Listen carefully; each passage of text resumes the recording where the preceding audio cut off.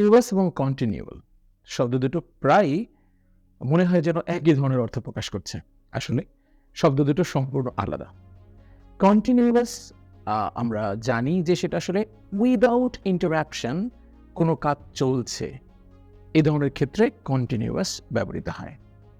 অর্থাৎ কোনো কাজ প্রোগ্রেস করছে, অ্যাডভান্স করছে, চলছে উইদাউট ইন্টারাকশন। হ্যাঁ, এই চলমান ব্যাপারটাকেই কন্টিনিউয়াস আমরা বলি। কিন্তু কন্টিনিউয়াল সেটা না।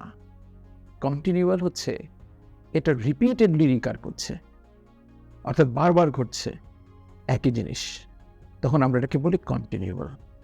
রিপিটেডলি রিকার করা, রিকার মানে হচ্ছে আবার ঘটা, অর্থাৎ এই বারবার যে ঘটার ব্যাপারটা সেটাকে বলে হচ্ছে কন্টিনিউয়াল। দুটোই অ্যাডজেক্টিভ হিসেবে ব্যবহৃত হতে পারে, কিন্তু অর্থ একেবারেই আলাদা। ঠিক আছে, আমরা মনে রাখবো কন্টিনিউয়াস মানে হচ্ছে একটা কাজ চলতে থাকা উইদাউট ইন্টারাপশন, আর কন্টিনিউয়াল হচ্ছে রিপিটেডলি ঘটা কোনো কিছু। Thank you.